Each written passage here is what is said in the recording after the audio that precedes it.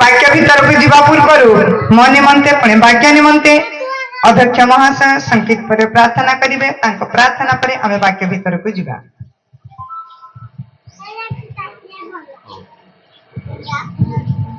आसतु प्रार्थना करिबा। पवित्रमय सन्निध पिता सदा प्रभु तुमरी महत नाम रे धन्यवाद दौचु स्तुति प्रशंसा करुचु पिता। बापा गो गत सप्ताह ए सप्ताह पर्यंत आम जीवन को रक्षा करी ए उपासना आराधना स्तुति वंदना करने पाई आम सुजोग देल से धन्यवाद दौचु पिता।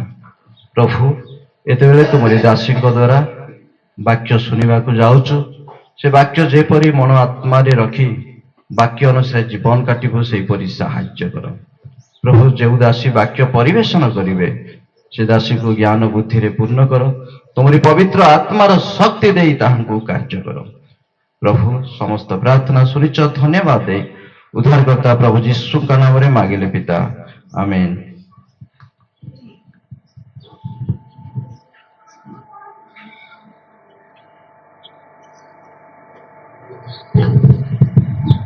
এই সময় মধ্যে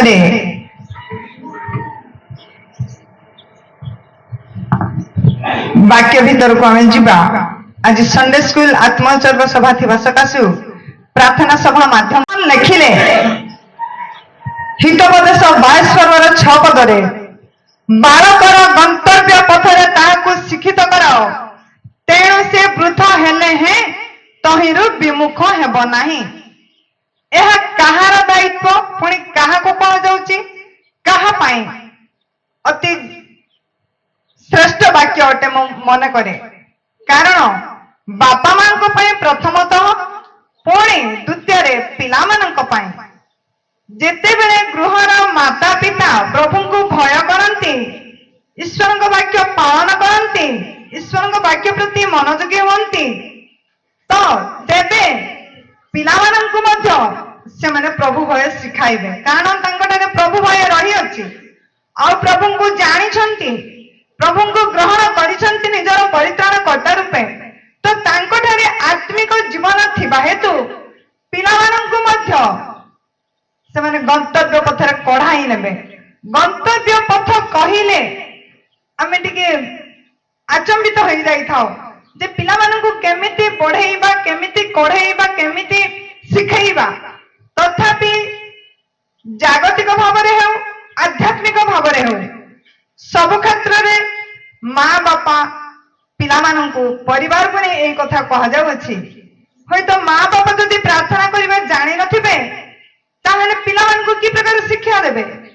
प्रथमे जेते बेले माँ बापा सज्जा को जानती से माने सोइला बेले प्रार्थना करंती पुणी उठिला बेले भी प्रार्थना करंती पुणी सकाळ उठी नित्यकर्म कला परे से माने जदि वाक्य अध्ययन करंती पुणी प्रार्थना करंती एवं जेतेबेले जलखिया खाइबा पई जानती सेतेबेले भी प्रार्थना करंती ताहे के अनुकरण करे। जेतेबेले कि से 6 मासर शिशु से लोकों को देखि चिन्हे हसे से समय ठारू से अनुकरण करे से दिन ठारू से जाने बा शिखिबा पई तार चेष्टा थाए। जेतेबेले गोटे छोट पिला को हमें कहू आ कहिले से सेही प्रकार इशारा करे आटा कले से भी करे तथापि जेते बेला माँ बाबा प्रार्थना करती हुई तो से बेला माँ बापा प्रार्थना से सब जानी न पारे तथापि सब विषय अनुकरण करे।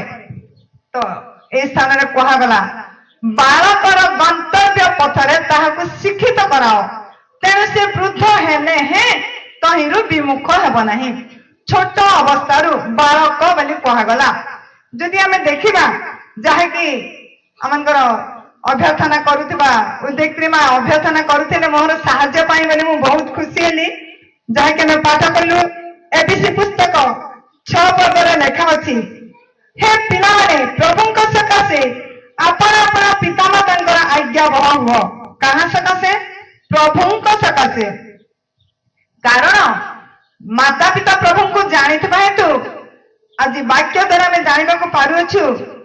एपीसी मंडल निकट को प्रेरित पावल लिखिले जे हे पिता माने पिला माने प्रभु सकाशे आपण आपण पिता माता आज्ञा बह हुआ प्रभु को भय करी प्रभु को लक्ष्य करी यह कहुच्छी पुणी काण ताहा यथार्थ सबुठारु पृथ्वी श्रेष्ठ विषय अटे से वाक्य कहगला यथार्थ आपण पितामाता को समादर कर माता पिता को प्रथम समादर करने कथा कहुच्छी पुणी स्थान कहगला यह प्रतिज्ञा युक्त गोटे प्रधान आज्ञा जदि माता पिता को आम पचारू नथिबा माता पिता को सम्मान दऊ नथिबा तेबे बाहर आमे गुरुजन माननकु अन्य माननकु कि प्रकार सम्मान देबा घरे तो जानि ना हो प्रार्थना करिबा लोकन का आगे प्रार्थना करि परिबा नाही घरे निजे शिखिथिले ही से प्रार्थना करि जानिबो जहा कि हमें जानू छोटे पिलान को प्रथमे हमें अंगनवाड़ी पठाओ स्कूल जीवा अभ्यास करू पुणी से आउ थे स्कूल जीवार शिखे एलपी स्कूल जाए हाई स्कूल जाए कॉलेज जाए कारण से छोट ठार शिखिला तार अभ्यास आसीगला से जानी पारा तद्रूप माता पिता सहित उत्तम कथबार्ता करवा माता पिता को सम्मान देवा समादर करवा वाक्य माध्यम पिला को कहुच्छी जेपरी तुम्हार मंगल हेब आ तुम्हें पृथ्वी रे दीर्घायु हेब माता पिता को समादर कले जगत मध्य आमे मंगल पाइबा पुणी दीर्घायु हेबा पुणी चतुर्थ पदरे देखा आम पारुछु पुणी हे पिता माने आपण अपना पिला को विरक्त कर नहीं मात्र से प्रभु को शिक्षा और चेतना द्वारा प्रतिपालन कर ए स्थान में कहगला हे पिता माने आपण अपना पिला को विरक्त कर नहीं केही केबे कहारी पिला को विरक्ति हुअन्ते नहीं काहेकि ना बेले बेले कथा न मानिले पिला माननकु आमे की प्रकार करी आयतरे रखिबा आवश्यक जहाँ की वाक्य आमे देखिबा को पारुछु मात्र सेमाननकु प्रभु को शिक्षा और चेतना द्वारा प्रतिपालन कर प्रभु को विषय रे ही कथबार्ता करबा आमानकर नितांत आवश्यक रही अछि तेणु आमे वाक्य माध्यम देखिबा को पारुछु सेथिपाई वाक्य आमे देखिले जे बालकर गंतव्य पथरे ताहाकु शिक्षित कराओ तेणु से वृद्ध हेले तहिरु विमुख हेब नाही तो केउ बालक ईश्वर दृष्टि से घुंची नहांती के प्रभु को भय कले ताहले आमे देखिबा यात्रा पुस्तक 2 पर्व से स्थान में सुस्पष्ट भाव में जाना पारिछु जे मिश्र मान सहित से मिशा देश मौसांकर जन्म है से समस्त मु पढ़ा चाहे ना मु संक्षिप्त कही दिए किंतु तांको कि प्रकार भाव में बढ़ा पड़ा ताहा जेतेबेले पाठ करू 2 पदरू सुस्पष्ट भाव में जाना पारू जे एप्रिय लोक मानकर जेते पुत्र संतान हेबो सेमानकर संख्या बढ़ी जाउथिबा हेतु सेमानंकु हत करिबा पई फारो राजांकर आदेश थिला आ सेते बेले मिश्र धात्री माने प्रभु को भय करुथिले बोली लेखा अछि प्रभु को भय करुथिबा हेतु सेमाने सेही अत्याचार कार्य कले नाही आ सेमाने कोन करथिले ना पुत्र संतान हेले मध्य जीवित रखुथिले कन्या मान को जीवित रखिबा पाए आ पुत्र संतान को हत्या करिबा पाए राजांकर आदेश थिला आ जेते बेले राजा तांको पचारुछन्ती से 2 दात्री को डाकिकी आ से माने कहउछन्ती जे ए प्रिय स्त्री माने बलवंती अटंती बलवंत लोक माने आमे पहुंचबा पूर्वरु से माने आ प्रसव करि सारी थांती तेणु से माने हमको डाकंती नाही बोली कारण से माने जानिथिले जे प्रभु को भय करुथिले आ तांकर इच्छा भी थिला ए प्रभु को दृष्टि रे उत्तम कार्य नुह हत्या करिवा कार्य तेणु एप्रिल लोकंकर जनसंख्या बढ़िबा पाए लागिला आ सेते बेले से समय रे पुरुष संतान को हत्या करिबा पाए जेते बेले निर्देश थिला से समय रे गोटे आश्चर्य कार्य प्रभु साधन करूछंती आ मोसांकु 3 मास पर्यंत गोपन रे माता पिता रखुछंती ताहेले गोटे पड़िसा घरे जेते बेले गोटे शिशु जन्म हुए जन्म हेबा दिन ठारू तार रोदन आमे सुनी थाओ छुआ कांदी उठे पड़िसा घर लोक कौन शुणी न पारिला कि जानी न पारिला कि पुत्र संतान हेला बोली तथापि ईश्वर इच्छा अभिमत कौन रही अछि से समय रे तांको मां चिंता कले जे मो छुआ को मु केमिति सुरक्षा रे बढ़िबा पाई देबी पुणी आगरू ईश्वर योजना रही अछि ତାଙ୍କୁ ସେ ମାତାର ଗର୍ଭରୁ ମନୋନୀତ କରିଅଛନ୍ତି। ଦେଖିଲେ ବାଳକଟି ଅତି ସୁନ୍ଦର ଅଛି ବୋଲି ଲେଖା ଅଛି। ଦୁଇ ପଦରେ ଲେଖା ଯାଇଅଛି। ଆଉ ତାଙ୍କୁ ସେ କଣ କରିବେ, କେମିତି ରଖିବେ, ତାହା ତ ବଡ ବ୍ୟସ୍ତର କାରଣ ଅଟେ, ବିଚଳିତ କଥା ଅଟେ। ଯେତେବେଳେ ରାଜାଙ୍କ କର୍ଣ୍ଣ ଏହା ଗୋଚର ହବ, ଆଉ ତେବେ ସେଇ ଶିଶୁପୁତ୍ରଙ୍କୁ ହତ୍ୟା କରିଦେବେ। କେମିତି କଲେ ପିଲାଟି ସୁରକ୍ଷାରେ ବଞ୍ଚିବ, ମାଙ୍କର ଚିନ୍ତା ଆସିଲା। ଆଉ ଦିନେ ଫାରଙ୍କର କନ୍ୟା ସ୍ନାନ କରିବା ପାଇଁ ଗଲା ବେଳେ ସେ ନଦୀ କୂଳକୁ ସେ କଣ କଲେ ନା, ବେତରେ ଯେମିତି ଆଉ ଚୌକି ବା ବେଞ୍ଚ ତିଆରି କରାଯାଏ, ଚେୟାର ତିଆରି କରାଯାଏ, ହୁଏତ ସେଇଭଳିଆ ହେଇଥିବ ବୋଲି ମୁଁ ଭାବୁଅଛି। ଆଉ ସେ ସେଇ ପ୍ରକାର ଗୋଟିଏ ବାକ୍ସ ବନାଇଲେ, ଗୋଟିଏ ପେଡି ବନାଇଲେ, ଆଉ ସେଇଠି ଝୁଣା ଲେପନ କଲେ ଭିତରେ ପାଣି ନ ପଶିବା ପାଇଁ। ଆଉ ଯେତେବେଳେ ଫାରଙ୍କର କନ୍ୟା ଗାଧେଇବା ପାଇଁ ଆସେ, ସେତେବେଳେ ସେଇ ଆଉ ଝୁଣା ଲେପନ କରିଥିବା ପେଡିକୁ ନେଲେ। ପୁଣି ଯେତେବେଳେ ସେ ତଳକୁ ଆସୁଛନ୍ତି ଗାଧେଇବା ପାଇଁ, ସେ ଉପର ମୁଣ୍ଡରୁ ହିଁ ନିଶ୍ଚିତ ଭାବରେ ଛାଡିଥିବ। ଆଉ ସେଇ ପେଡିଟା ଭାସି ଭାସି ଯାଉଛି। ଗଲାବେଳେ ଦୂରରୁ ତାର ଭଗ୍ନୀକୁ ଦେଖିବା ପାଇଁ ମଧ୍ୟ ସେ ପଠେଇଛନ୍ତି। ଆଉ ଉପର କୂଳରୁ ଯଦି ଯେତେବେଳେ ଗୋଟେ ଆଉ ପେଡି ଭାସି ଭାସି ଆସୁଛି, ତ ସମସ୍ତଙ୍କର ନଜର ପଡିବ ଏଇ ପେଡିରେ କଣ ଭାସି ଭାସି ଆସୁଛି। ଆଉ ସେ ସଖୀ ମାନଙ୍କୁ କହିଲେ, ଦୂରରୁ ଯୋଉ ଜିନିଷ ଭାସି ଭାସି ଆସୁଅଛି, ଆଉ ସେଥିରେ କଣ ଅଛି, ଆଉ ତାହା ଉଠେଇ ଆଣ। ପ୍ରଭୁଙ୍କର ଇଚ୍ଛା ଅଭିମତ କେମିତି ଅଛି ଦେଖନ୍ତୁ। ଆଉ ସେଥିରେ ସେଇ ମଶାଙ୍କର ମାଙ୍କ ଭଉଣୀ, ଯେ କି ଆମେ ମାଉସୀ ବୋଲି କହିଥାଉ, ଆଉ ସେ ଦୂରରୁ ଯାଇ ଦେଖିଲେ ଫାରଙ୍କର କନ୍ୟା ଆସିଲା ବେଳେ ସେ ହିଁ ନିଜେ ଯାଉଛନ୍ତି ସଖୀ ମାନଙ୍କ ସହିତ ଗାଧେଇ ଗଲା ବେଳେ, ଆଉ ସେ କୂଳକୁ ଟାଣି ଆଣୁଛନ୍ତି। ଦେଖିଲା ବେଳେ ସେଠି ଗୋଟେ ଶିଶୁ ପୁତ୍ର ଅତି ସୁନ୍ଦର ଭାବରେ, ସେଇ ଦିନ ଠାରୁ ତାକୁ ବାଳକ ଗଣନା କରାଗଲା। ଆଉ ସେ ବାଳକ ଶୋଇଛି ବା କାନ୍ଦୁଛି। ଦେଖିଲେ, ଆଉ ନିଶ୍ଚିତ ଭାବରେ ପ୍ରଭୁଙ୍କର ଆଶ୍ଚର୍ଯ୍ୟ କାର୍ଯ୍ୟ ସେଇ ଫାରଙ୍କ କନ୍ୟା ଦ୍ୱାରା ହେବାକୁ ଥିବା ହେତୁ ତାଙ୍କୁ ବଞ୍ଚିବାକୁ ମଧ୍ୟ ପଡିଲା। ଆଉ ତାଙ୍କୁ ଉଠାଇ ଆଣିଲେ, ଜଳରୁ ଉଠାଇ ଆଣିଥିବାରୁ ଆକର୍ଷଣ ବୋଲି ମଶାଙ୍କର ନାମର ଅର୍ଥ ମଧ୍ୟ ରହିଅଛି। ଆଉ ତାଙ୍କୁ ସେ ନେଲେ, ଆଉ ନେଇ ତ ଗଲେ ସତ କଥା, କିନ୍ତୁ କେମିତି ତାର ରକ୍ଷଣାବେକ୍ଷଣ କରିବେ, ତାର ସମସ୍ତ ପ୍ରତିପାଳନ କିଏ କରିବ? ଆଉ ବ୍ୟତିବ୍ୟସ୍ତ ହେଲା ବେଳେ ସେ ମଶାଙ୍କ ମାଙ୍କ ଭଉଣୀ କହୁଛନ୍ତି, ଆଙ୍କ ପାଇଁ ଗୋଟେ ମାଙ୍କୁ ଖୋଜି ଆଣିବି କି? ଆଉ ତାଙ୍କ କଥାରେ ମଧ୍ୟ ସେ ରାଜି ହେଇଯାଉଛନ୍ତି। ହଁ, ସମ୍ମତ ପ୍ରକାଶ କଲେ। ଆଉ ସେ ଯାଉଛନ୍ତି ତାଙ୍କ ମାଉସୀ ମାଙ୍କୁ ହିଁ ଡାକି ଆଣୁଛନ୍ତି। ଡାକି ଆଣିଲା ପରେ ସେ ଆଉ ମିଶ୍ରୀୟ ମାନଙ୍କ ଗୃହରେ ବଢିବା ପାଇଁ ଯାଉନାହାନ୍ତି। ସେ ଏବ୍ରିୟ ସ୍ତ୍ରୀ, ଯୋଉ ମା ତାଙ୍କୁ ଜନ୍ମ ଦେଇଛି, ସେ ମା ହିଁ ତାଙ୍କୁ ସ୍ତନ୍ୟପାନ କରାଇବ। କେମିତି ଏଇଟା ଗୋଟେ ବଡ ଆଶ୍ଚର୍ଯ୍ୟ କଥା। ଯେ ଜନ୍ମ କରିନାହିଁ ସେ ସ୍ତନ୍ୟପାନ କରାଇ ପାରିବ ନାହିଁ, ଯେ ଜନ୍ମ କରିଛି ସେ ହିଁ ସ୍ତନ୍ୟପାନ କରାଇବ। ତ ସେତେବେଳେ ସେମାନଙ୍କର ଚିନ୍ତାଧାରା କେମିତି କଣ, ସେମାନେ ସେତେ ପ୍ରଶ୍ନ ବି କରିବା କଥା ଆମେ ବାକ୍ୟରେ ଦେଖିପାରୁନାହୁଁ। କାରଣ ପରମେଶ୍ୱର ଏହି ପ୍ରକାର ଆଶ୍ଚର୍ଯ୍ୟ କାର୍ଯ୍ୟ କରିବା ପାଇଁ ଯାଉଅଛନ୍ତି। ଆଉ ସେ ମଶାକୁ ବଞ୍ଚିବାକୁ ପଡୁଅଛି। ତ ତାଙ୍କ ନିଜ ମା ହିଁ ଆସୁଛନ୍ତି, ଆଉ ନିଜର ସ୍ତନ୍ୟପାନ କରାଇବା ପାଇଁ ମୁଁ ତୁମକୁ ବର୍ତ୍ତମାନ ଦେବି, ତାଙ୍କୁ ନେଇ ତୁମେ ମୋ ଉଦ୍ଦେଶ୍ୟରେ ଆଉ ତାଙ୍କୁ ବଢାଅ, ପ୍ରତିପାଳନ କର ବୋଲି କହୁଛନ୍ତି।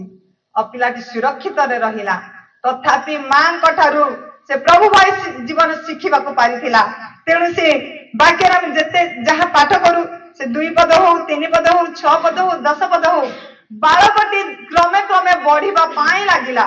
ଆଉ ଯେତେବେଳେ ବାଳକଟି ବଢିଲା, ସେଇ ସମୟ ମଧ୍ୟରେ ସେ ମଶାଙ୍କର ମା ମଶାଙ୍କୁ ନେଇ ଫାରୋ ରାଜାଙ୍କ କନ୍ୟାଙ୍କ ହସ୍ତରେ ଦଉଛନ୍ତି।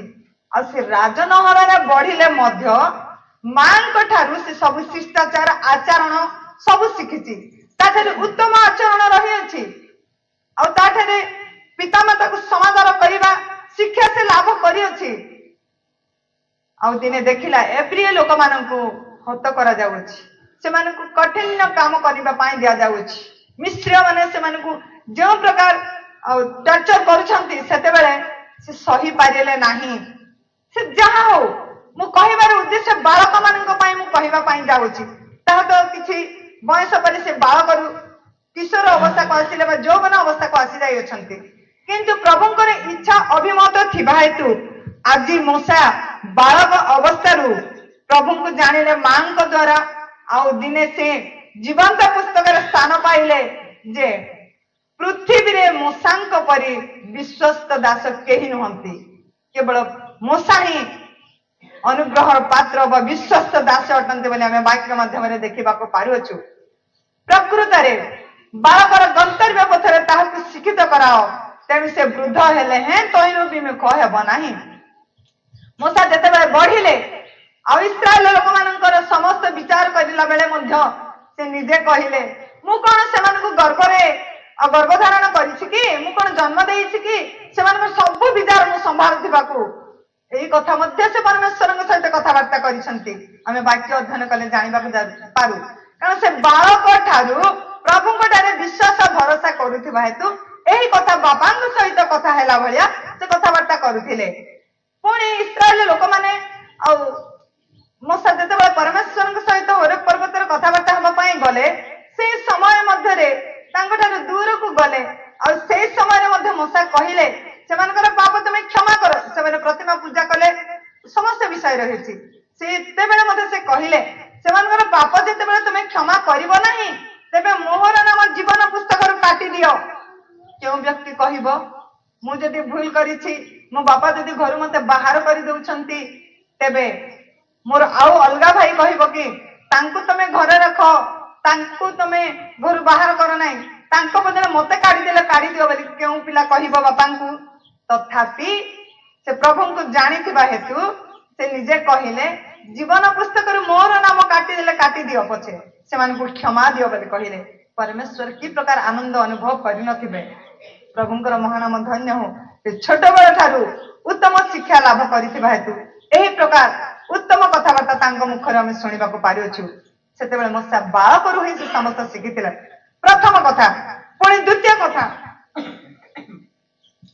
ଯେତେବେଳେ ଆମେ ଦେଖୁ ଦ୍ୱିତୀୟ ବିବରଣୀ 6 ପର୍ବର 7 ପଦରେ, ଯେ ତୁମେ ବସିବା ବେଳେ, ଉଠିବା ବେଳେ, ଶୟନ କଲା ବେଳେ ସେ ବିଷୟରେ କଥାବାର୍ତ୍ତା କରିବ।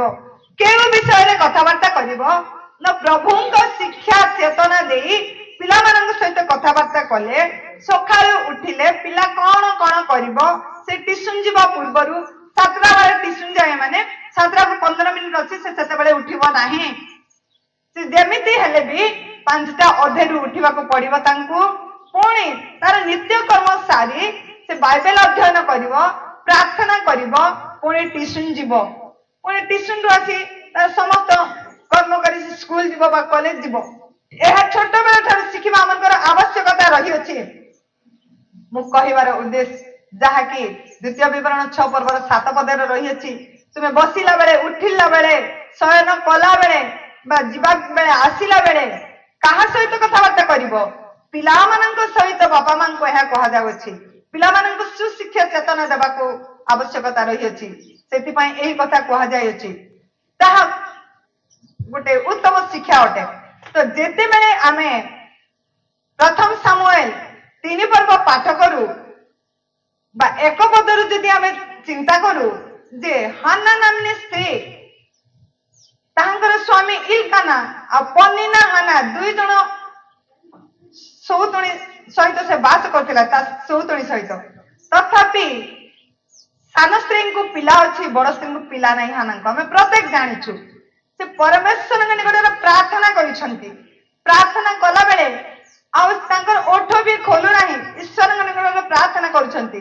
ଆଉ ସେତେବେଳେ ଏଲି ଯାଜକ ତାଙ୍କୁ କହିଲେ, ଆଉ ତୁମେ କେତେ କାଳ ମତ ହୋଇଥିବ, ଏ ପର୍ଯ୍ୟନ୍ତ କି ତୁମର ମତ କମି ନାହିଁ ବୋଲି କହିଲା ବେଳେ ସେ କହିଲେ, ମୁଁ ହୃଦୟର ବେଦନା ପ୍ରଭୁଙ୍କ ନିକଟରେ ଢାଳୁଥିଲି ବୋଲି କହିଲେ। ପୁଣି ପ୍ରଭୁଙ୍କ ନିକଟରେ ଏକ ପୁତ୍ର ସନ୍ତାନ ମାଗିଲେ, ଆଉ ପ୍ରଭୁ ତାଙ୍କୁ ପୁତ୍ର ସନ୍ତାନ ଦେଲେ।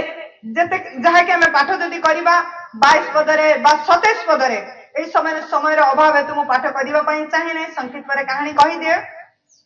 ଆଉ ସେତେବେଳେ ସେ କଣ କରିଥିଲେ? ପ୍ରଭୁଙ୍କ ନିକଟରେ ମାନତ କଲେ, ପ୍ରଭୁ ଯଦି ମତେ ଗୋଟିଏ ପୁତ୍ର ସନ୍ତାନ ଦିଅନ୍ତି, ତେବେ ଯେବେ ସେ ସ୍ତନ୍ୟପାନ ଛାଡିବେ, ସେତେବେଳେ ମୁଁ ପ୍ରଭୁଙ୍କ ଉଦ୍ଦେଶ୍ୟରେ ତାଙ୍କୁ ବ୍ୟବହାର କରିବି ବା ଛାଡିଦେବି ବୋଲି।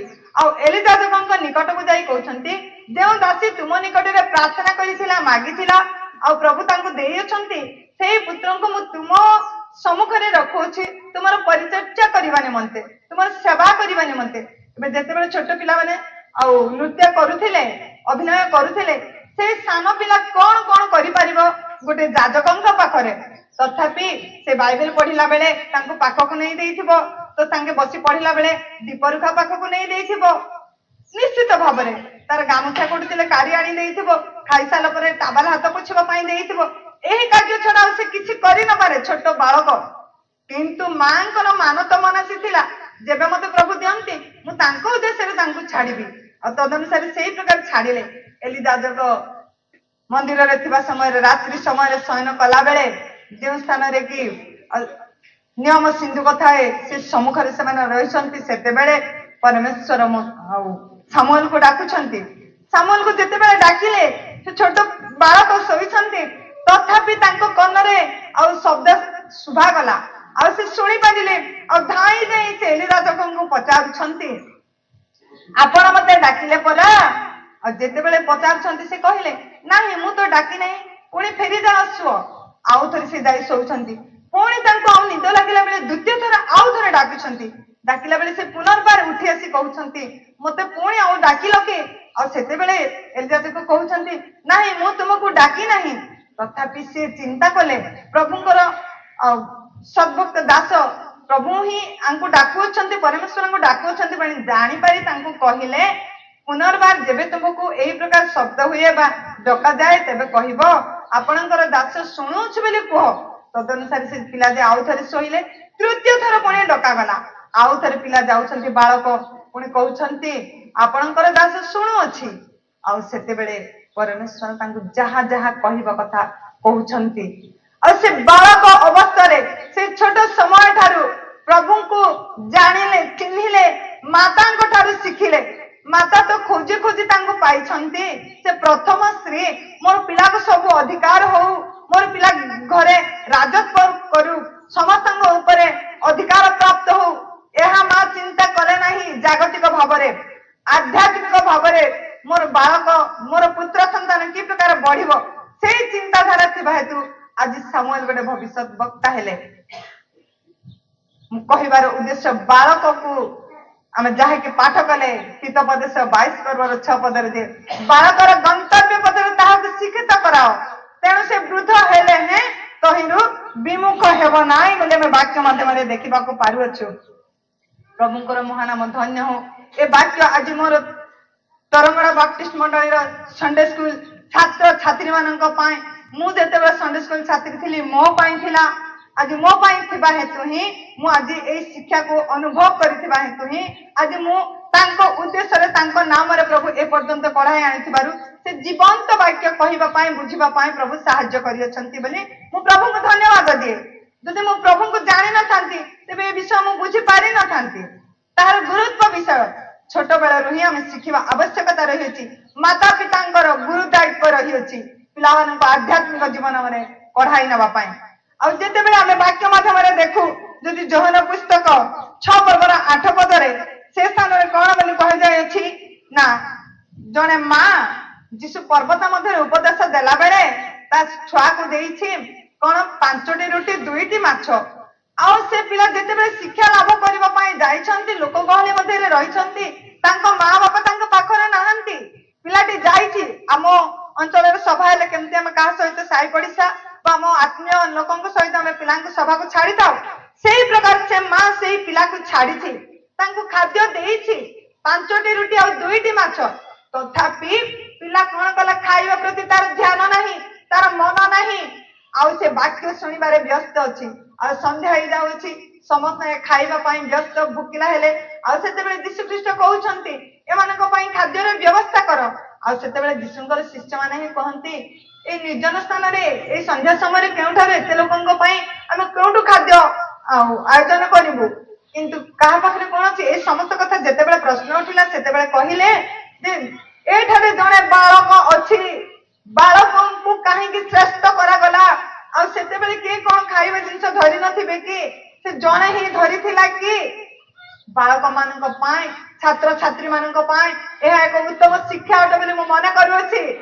କାରଣ ଯେତେବେଳେ ସେ କହୁଛନ୍ତି ଖାଇବା ବିଷୟ ଚିନ୍ତା କରାଗଲା, ମୋ ମା ମତେ ଦେଇଛନ୍ତି, ମୁଁ ଗୋଟେ କୋଣରେ ବସି ଖାଇଦେବି, ମୋ ସାଙ୍ଗକୁ ଟିକେ ଦେଇ ଭାବିଥିଲେ ହୋଇନଥାନ୍ତା? କିନ୍ତୁ ତାହା ସେ ଭାବିଲେ ନାହିଁ। ଆଉ ଖାଇବା କଥା ଚିନ୍ତା କଲା ବେଳେ ସେ ନିଜେ କହିଥିବେ ଯେ ମୋ ପାଖରେ 5ଟି ରୁଟି 2ଟି ମାଛ ମୋ ମା ଖାଇବା ଦେବା ଖାଦ୍ୟ ଅଛି ବୋଲି। ତେଣୁ ଶିଷ୍ୟମାନେ ଜାଣିପାରିଲେ ଯେ ଏଠାରେ ଜଣେ ବାଳକ ଅଛି, ତାଙ୍କ ପାଖରେ 5ଟି ରୁଟି ଆଉ 2ଟି ମାଛ ଅଛି ବୋଲି।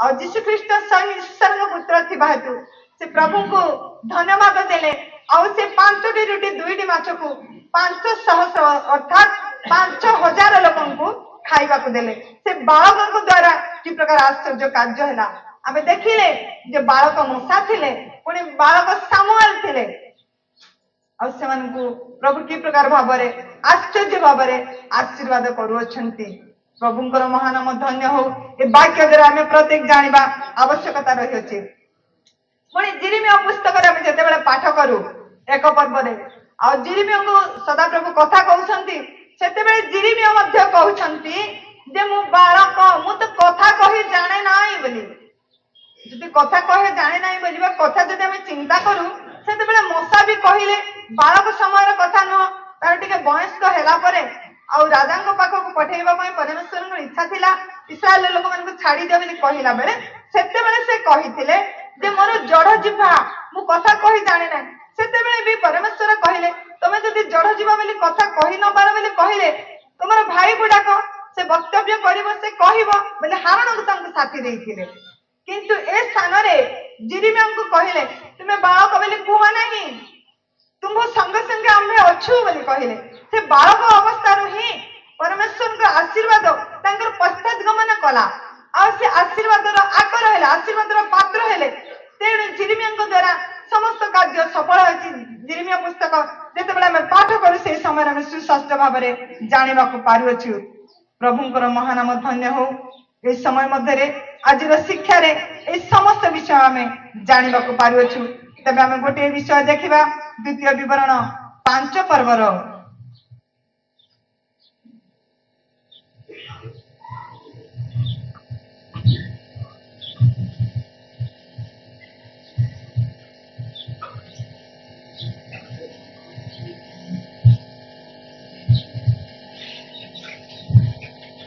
पांच पर्वर 16 पदरे लेखा अछि सदा प्रभु तुम परमेश्वर आज्ञा अनुसार तुम्हे अपना पिता को अपना माता को संभ्रम कर तहिरे सदा प्रभु तुम परमेश्वर तुमको जेउ देश देबे से देश रे तुमर दीर्घायु परमायु और मंगल हेबो ए स्थान रे पुनर्बार हमें देखिले जे पिता माता को समादर करिबा कथा पिता माता को सम्मान देबा संभ्रम करिबा तेबे परमेश्वर हमनको मंगल करिवे पुणी दीर्घायु देवे पिता माता को देखिले ही जो पिला प्रभु को छोट बड़े ग्रहण करिछि प्रभु को विश्वास करिछि से निश्चित भाव में मंगल पाइब एवं आशीर्वाद आकर हेब ए वाक्य द्वारा हमें देखा पारुछु जदि आदि पुस्तक 8 पर्वर 19 पद जदि देखिबा तेबे वाक्य द्वारा हम प्रत्येक को शिक्षा दिया जाउछि जे हमर कर्तव्य कोन रही अछि हम कोन करबा आवश्यकता रही अछि ए वाक्य द्वारा हमें देखू जेतु ताहार भविष्य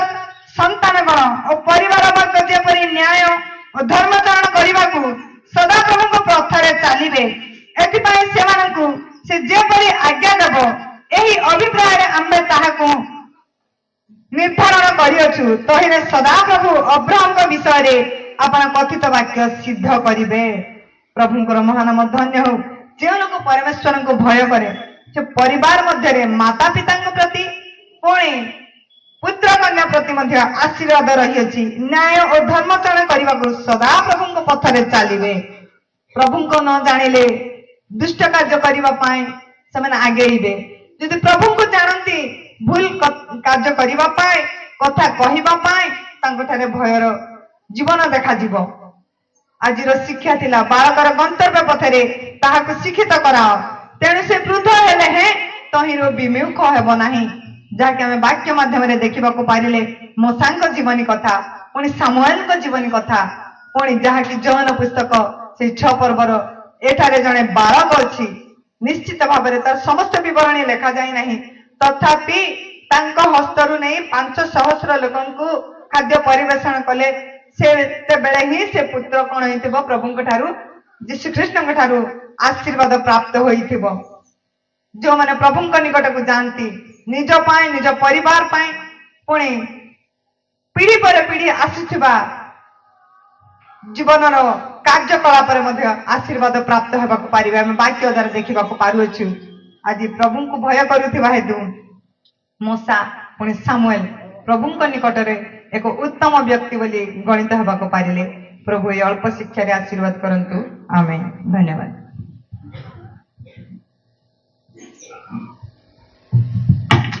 ବିଶେଷ